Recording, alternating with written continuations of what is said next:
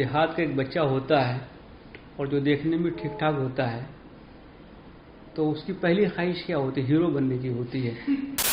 अमूमन लोग अपनी अच्छाइयाँ और बड़ाई गिनाते हैं, मैंने अपनी गलतियाँ गिनाई हैं कि मेरी गलतियाँ क्या क्या हुई। इंसान के अंदर की जो ह्यूमनिज्म है ना, वो कभी ख़त्म नहीं होनी चाहिए। We must first remain human beings. Thank you, Khalid sir. First of all, adab, and thank you for joining us today. It's a pleasure for us that you're here today. Pleasure for me too. आपको सब लोग ना as a commissioner जानते हैं, but बचपन से क्या आपकी ख्वाहिश यही थी कि आपको पुलिस में जाना है? सपने तो बहुत सारे थे।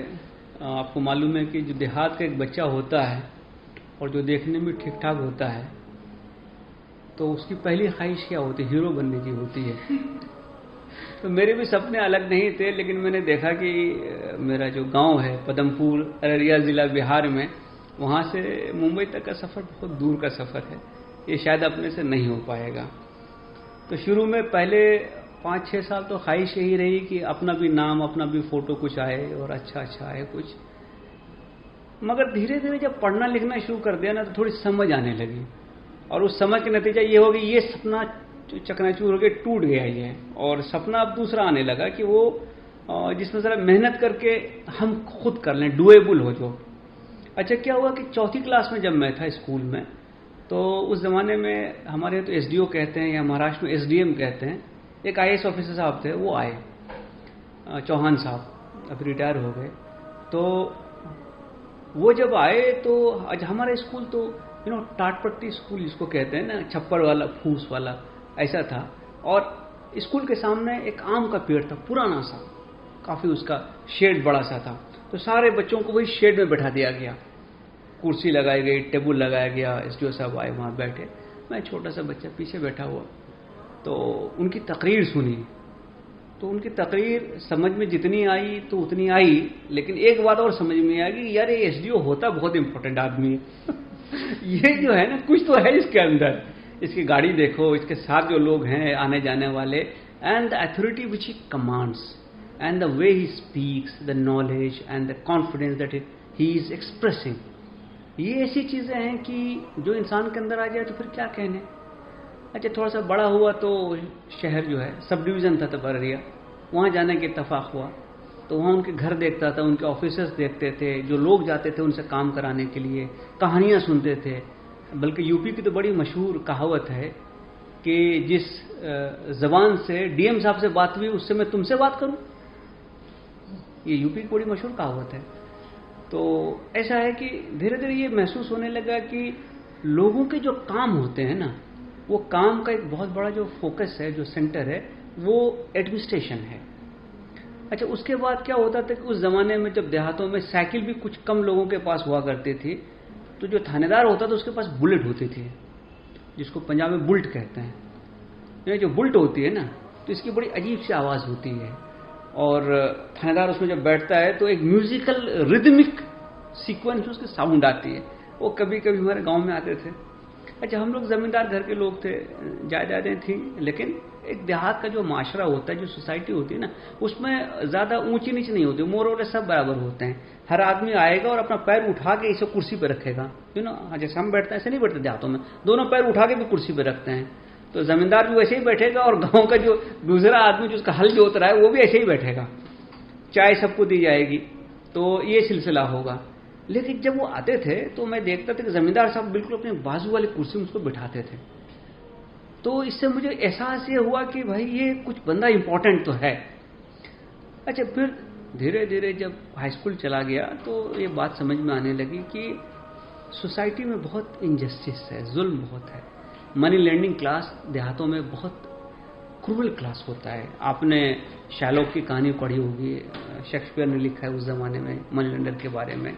बट इंडिया में भी जो देहात का माशरा है, देहात की जो सोसाइटी है, क्योंकि उसमें क्रेडिट का जो सिस्टम है वो बहुत अंडर डेवलप्ड है, क्रेडिट अवेलेबल नहीं है लोगों को, तो लोग मनी लेंडर के पास जाते हैं और वहाँ से पैसा लेकर आते हैं। और उसकी एक छोटी कहानी मैं बता देता हूँ कि हमारे गांव के बगल में गांव था, तो वहाँ एक ऐसे मनी लेंडर थे जिनके पास दुकान भी हुआ करते थे, किराना दुकान, जिसको आप कहते हैं कि जनरल लाइफ की जो गुड्स मिलती हैं राशन वाशन बाकी चीज़ें। तो मैं छोटा था, तो मैं अपने फादर के साथ एक बार उस दुकान में गया। मैं 5वीं 6वीं क्लास में रहा हूँगा। तो वो दोपहर के पोस्ट लंच टाइम था, तो वो आराम कर रहा था, ज़मींदार प्लस मनी लेंडर।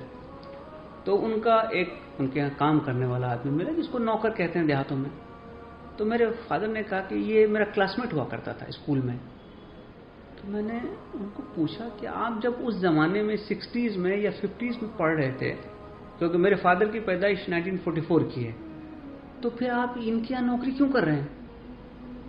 तो उसने कहा, बाबू क्या बताएं, मेरे बाजू वाले से ज़मीन का डिस्प्यूट हो गया, लैंड डिस्प्यूट। तो मैं इनके पास आया, इन्होंने कहा तुम मुकदमा लड़ो, मैं तुम्हारे साथ हूँ। मैंने इनसे कुछ पैसे ऑन इंटरेस्ट ले लिए, मैं मुकदमा लड़ता गया, इनसे पैसे लिए, और उस पैसे का इंटरेस्ट कंपाउंड होते होते ये दिन हुआ कि मेरी सारी जायदाद बिक गई और आज मैं इनके यहाँ नौकरी कर रहा हूँ। तो ये सिस्टम, ये देखा हमने अपने आंखों से देखा है। इसके अलावा बहुत सारी ऐसी चीज़ें हैं जो अंडर प्रिविलेज क्लास है, उनके साथ भी बहुत सारा इंजस्टिस होता है। तो मुझे हमेशा ये लगता था कि मैंने कुछ ऐसा काम करना चाहिए, ये मेरे लाइफ का मिशन ऐसा होना चाहिए कि मैं लोगों को जस्टिस दिला सकूं, मैं उनके दुख को कुछ कम कर सकूं, उनके आंसू पोंछ सकूं, कुछ चेहरे पर अगर मुस्कुराहट ला सकता हूं तो वो कर सकूं। तो हमेशा से ये ख्याल मेरे जहन में घूमता रहता था। फिर हमारे जो उस वक्त एजुकेशन सिस्टम था, और खासतौर से बिहार में या नॉर्थ इंडिया में, अगर आप 90s तक भी देखें तो क्या होता था कि आप अगर अच्छे स्टूडेंट हैं तो आपके पास प्राइमरीली 2 करियर ऑप्शन होते हैं, या तो आप मेडिकल फील्ड में जाएंगे या आप इंजीनियरिंग या एलाइड फील्ड में जाएंगे। तीसरा करियर ऑप्शन जो होता था वो तब आता था जब आप इन दोनों में नाकाम हो गए, आप क्वालिफाई नहीं कर पाए, तो फिर और बाकी चीज़ें हो जाती थी। अब मेरे पास जब मैं कॉलेज चला गया तो ये बड़ा धर्म संकट मेरे सामने था कि मैं क्या करूं। मुझे मेडिकल में जाना नहीं था, मैंने मैथ्स लिया नहीं था, तो इंजीनियरिंग में जाने का सवाल पैदा नहीं होता है। तो मैंने डिसाइड किया कि मैंने ना ह्यूमैनिटीज़ में जाना है और मैं सिविल सर्विस के लिए कोशिश करूंगा, जिससे मैं इन चीज़ों को थोड़ा बदल सकूं। अब उसके बाद एक बार क्या है ना कि ये दीवानगी है, या अगर ये इधर सर में आ गई ना तो जल्दी आदमी को चैन लेने नहीं देता है। इसमें 2 ही चीज़ें होते हैं, या तो आप कामयाब होइएगा या फिर आप नाकाम हो जाइएगा। कामयाब हो गए तो आप इस कुर्सी पर होंगे, और नाकाम हो गए तो आप ढेर सारा एक्सपीरियंस और नॉलेज लेकर के वहाँ से निकलिएगा और किसी दूसरे फील्ड में बहुत अच्छा कीजिएगा, और मेरे से ज़्यादा सैलरी आप वहाँ आपको मिलेगी। मैं आपको एश्योर कर सकता हूँ इतना। मेरे सारे बैचमेट जो सिविल सर्विस में क्वालिफाई नहीं किए, आज वो कॉर्पोरेट में बहुत अच्छा कर रहे हैं, and they are earning fabulous salaries.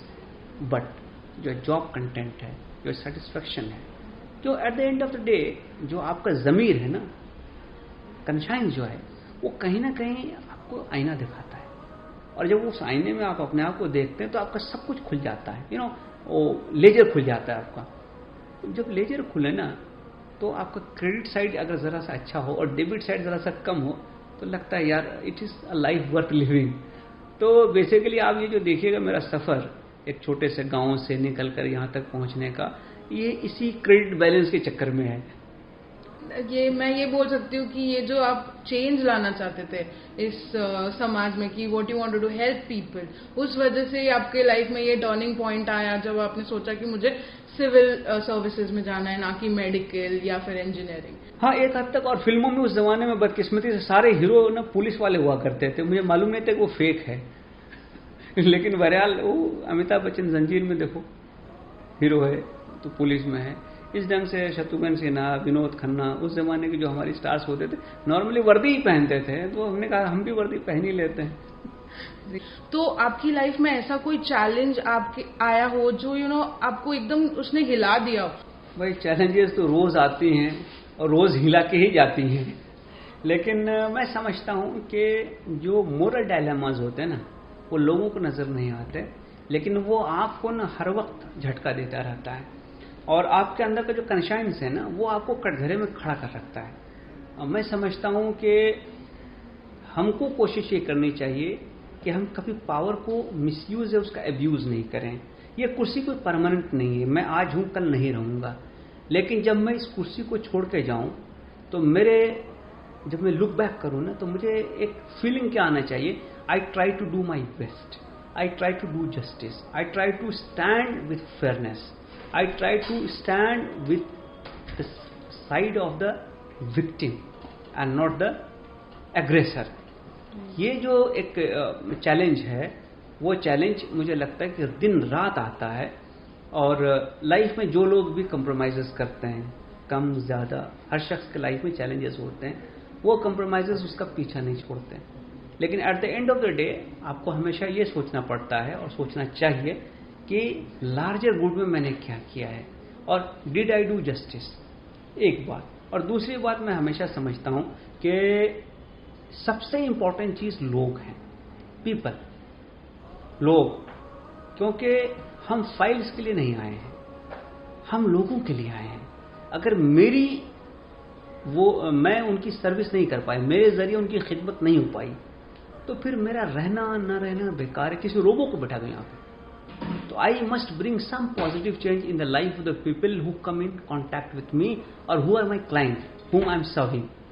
तो मैंने हमेशा कोशिश ये की है कि मैं अपने जॉब को और अपनी परफॉर्मेंस कंडीशन उस ढंग से करूं, उसको एसेस इस ढंग से करूं कि मुझे क्या मिला वो इंपॉर्टेंट नहीं है, मैं क्या छोड़ के जाता हूं वो इंपॉर्टेंट है।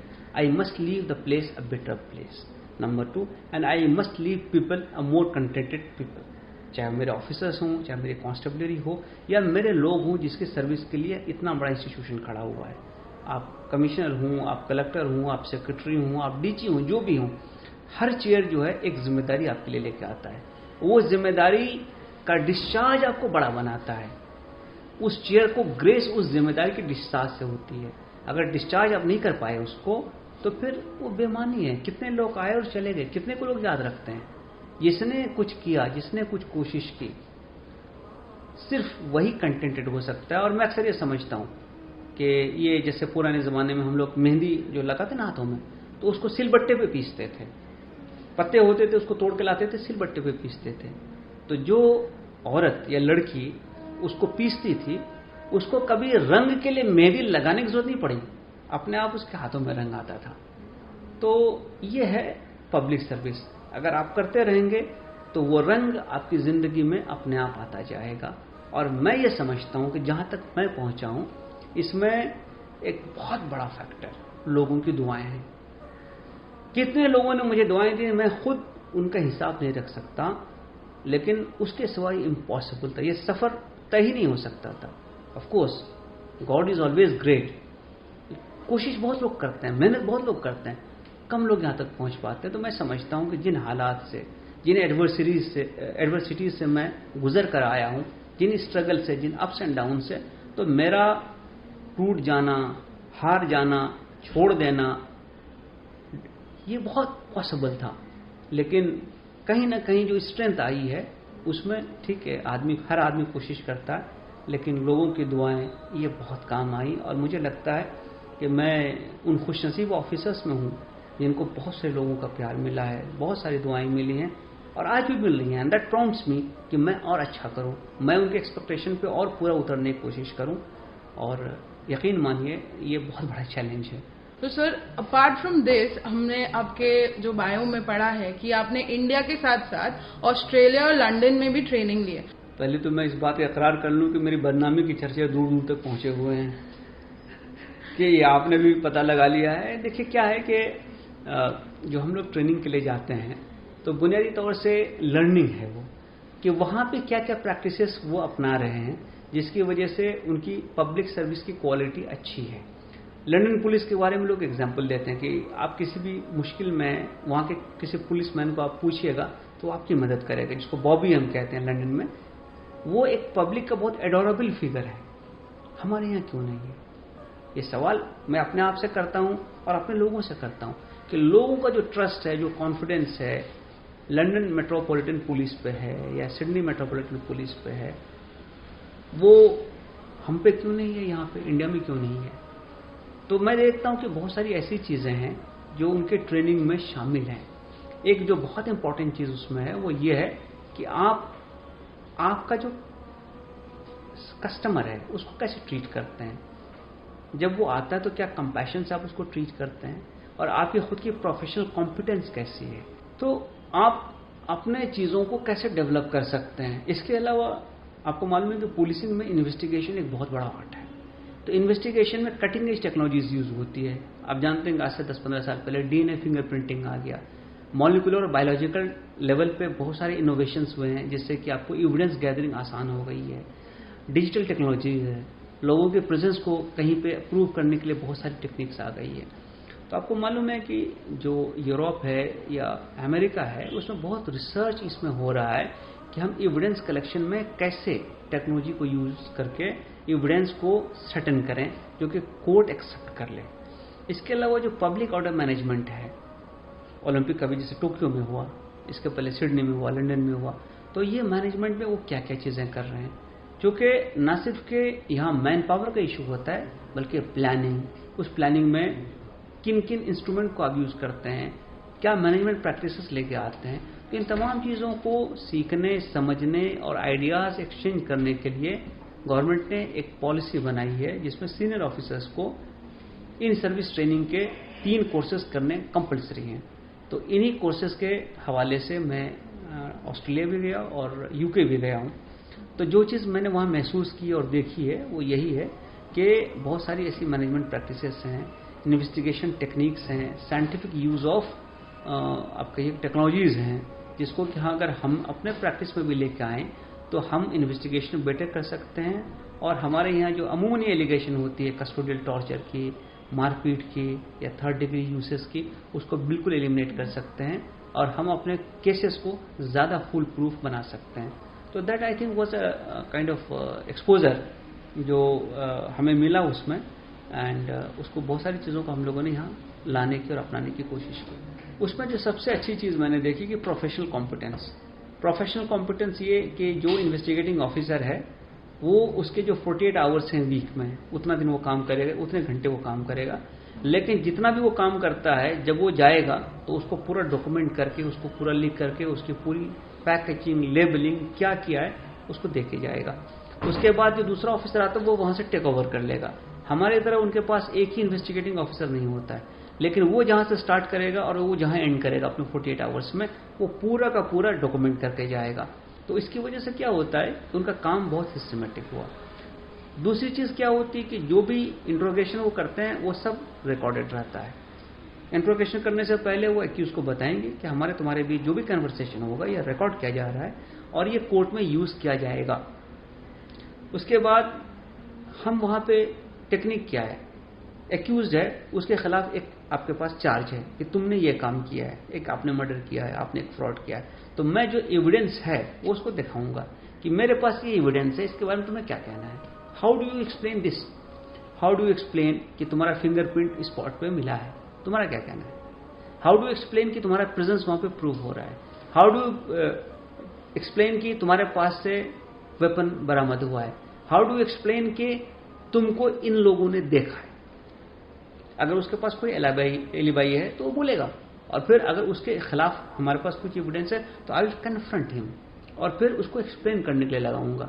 अगर वो एक्सप्लेन नहीं कर पा रहा है और मैं अपना साइड प्रूव कर पा रहा हूं तो कल के दिन कोर्ट में ये चीज एडमिसिबल होगी कि इनको ये चांस था, ये बताया गया, ये एक्सप्लेन नहीं कर पाए।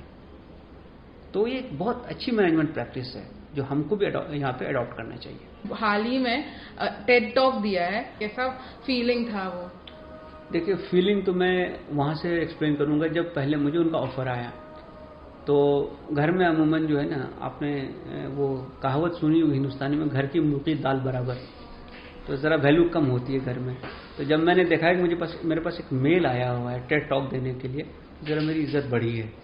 मेरी बेटी यहाँ मौजूद है, आप उससे पूछ सकते हैं and she will confirm this opinion, ये धारणा मेरी वो पक्की कर सकती है। तो एक ये होता है, and TED talk is a great opportunity to express yourself and to reach out to millions of people.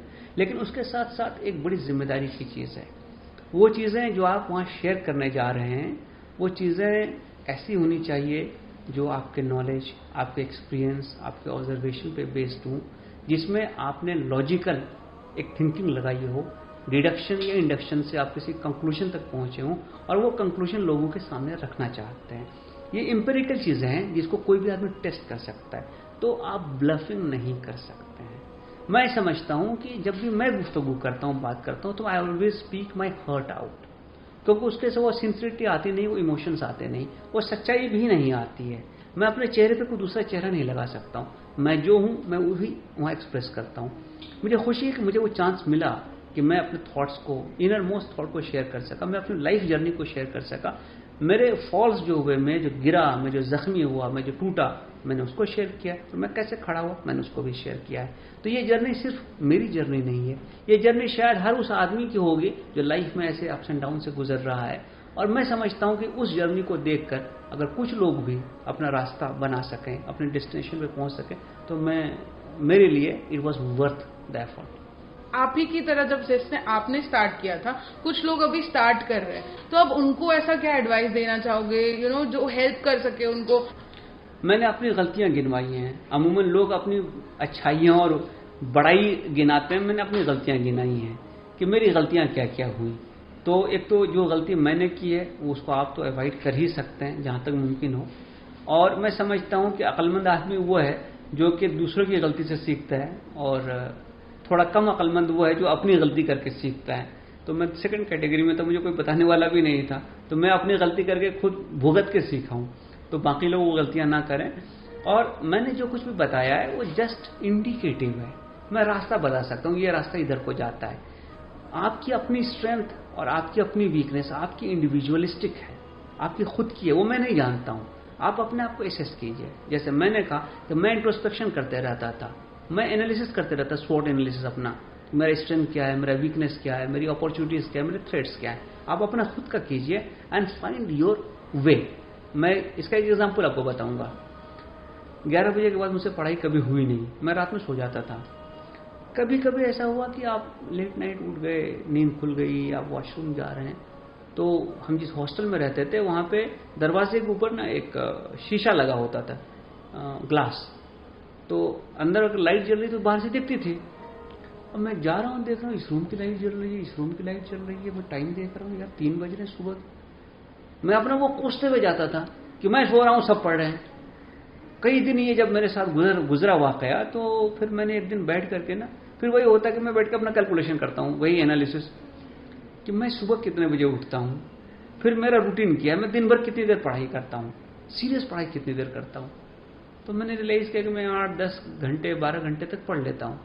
तो मैंने तौबा की, मैंने कहा भाई मेरा बायोलॉजिकल क्लॉक ऐसा है, मुझे ये चीज सूट करती है, मैं रात 3-4 बजे तक नहीं पढ़ सकता हूँ। मेरी बेटी पढ़ती है लेकिन वो फिर दोपहर उठती है। मैं जो है वो सुबह 5 बजे उठने वाला आदमी, मुझे उसके बाद नींद ना आए, मुझे दौड़ने की आदत, मैं सुबह जाके दौड़ूं। तो ये है कि हर आदमी को अपने बायोलॉजिकल क्लॉक के हिसाब से चलना चाहिए। उसके अपनी जो स्ट्रेंथ और वीकनेस है उसको समझ के स्ट्रेंथ पे बिल्डअप करना चाहिए और वीकनेस को कम करना चाहिए। तो मैं सिर्फ आपको रास्ता बता सकता हूं। इंडिविजुअली आपको उसको कैसे डोफटेल करना है, उसको आपके लिए कैसे अडेप्ट करना है, ये आप पे है। मैं आपको जानता नहीं, तो मैं आपके बारे में सिर्फ जनरल बात कर सकता हूँ। तो ऐसे कोई पोएट्री या लाइन या वर्ड जो आपको हमेशा आगे बढ़ने के लिए पुश करती है, something that drives you? Poetry या लाइन्स तो हमेशा जो है वो आदमी और सिचुएशन के हिसाब से होती है, लेकिन मैं समझता हूँ 2 चीजें मैं हमेशा प्रायोरिटी पे समझता हूँ लाइफ में होनी चाहिए। एक तो मेरा समाज के साथ, लोगों के साथ क्या रिलेशन है। तो एक मेरा ही शेर है कि ये है दौरे हवस लेकिन ऐसा भी क्या। एग्रीड कि this is an age of desire, too many desires, but nevertheless ये है दौरे हवस लेकिन ऐसा भी क्या, आदमी कम से कम आदमी तो रहे। तो इंसान के अंदर की जो ह्यूमनिज्म है ना, वो कभी खत्म नहीं होनी चाहिए। We must first remain human beings. और उस नाते हमारे जो रिश्ते लोगों के साथ हैं, हमारे जो नाते हैं, हमारी जो जिम्मेदारियां हैं, उसको हमको कभी नहीं भूलना चाहिए।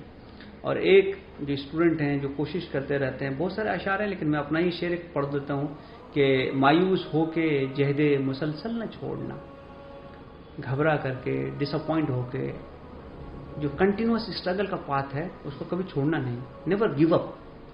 मायूस होके जहदे मुसलसल न छोड़ना, जख्मों के बाद हाथों में गौहर भी आएंगे। हाथ जख्मी होंगे, लहूलहान होंगे, उसके बाद ही आपको मोती मिलेगा। जो लोग मछली पकड़ते हैं उन्होंने देखा होगा, मछली पकड़ने में बहुत बार मछली जो है कांटा मार देती है, लेकिन आप लगे रहे तो आप मछली पकड़ लीजिएगा। तो स्ट्रगल आएंगे, फॉल्स आएंगे, आप गिरोगे, आपका हौसला टूटेगा, एक्सीडेंट्स होंगे, तकलीफें आएंगी। और जैसा मैंने कहा कि हीरा तभी चमकता है जब उसको तराशा जाता है, उसको काटा जाता है। आपने वो कसौटी देखी जिसमें हीरा काटा जाता है, वो मशीन देखेंगे आग निकलती है, लेकिन उसके बाद हीरा हीरा बनता है। तो अगर हमको भी हीरा बनना है तो हमें कटना पड़ेगा, चमकने के लिए उस प्रोसेस से गुजरना पड़ेगा, उस भट्टी में हमको तपना पड़ेगा। और हमको अगर इजी वे आउट चाहिए तो फिर दुनिया में हजारों हजार लाखों लोग हैं जो जिंदगी गुजारते हैं और बस चले जाते हैं यहाँ से। तो चॉइस तो मेरी है, मैं कहाँ जाना चाहता हूँ।